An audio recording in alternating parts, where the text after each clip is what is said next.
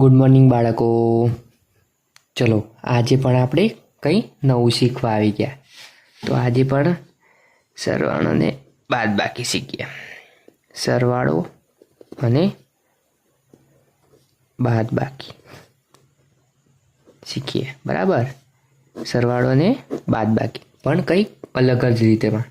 તો ચલો ફરી એકવાર નવી રીત રહીને આવી ગયા છે. તો ધ્યાનથી બાળકો આખો વિડીયો કમ્પ્લીટ જોજો, જેથી તમને આવડી જાય અને તમે ક્લાસમાં સારા એવા માર્ક્સ લાવી શકો. તો ચલો બાળકો, સૌ પ્રથમ તો આપણે લખશું 25 ઓછા 5 બરાબર કેટલા આવે. બરાબર, એ જ રીતે 27 ઓછા 5 બરાબર કેટલા થાય.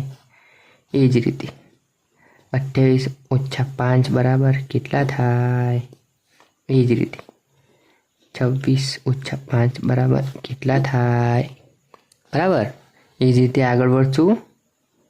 29 ઓછા 5 બરાબર કેટલા થાય.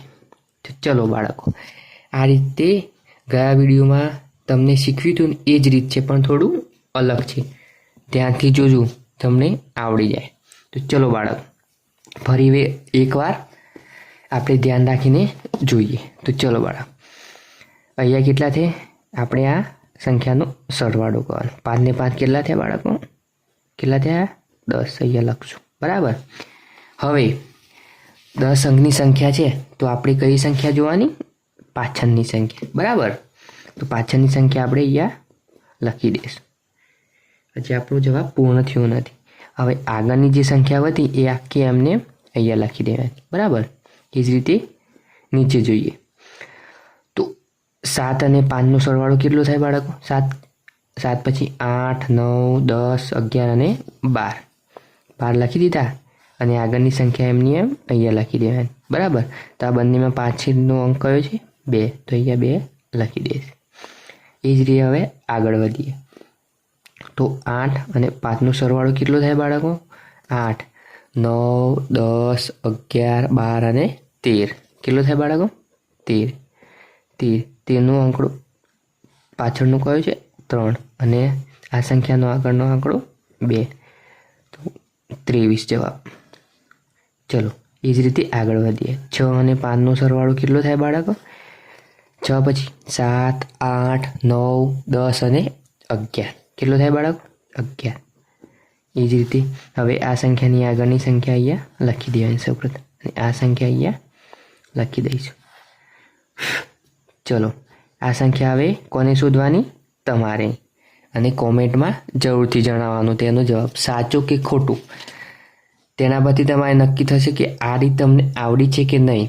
જો ન આવડી હોય તો આ વિડીયો વારંવાર જુઓ વિડીયો અને જરૂરથી શીખો, જેમાં ભવિષ્યમાં તમને જરૂરથી કામ લાગશે. બરાબર, તો ફરી એકવાર જોઈ લઈએ.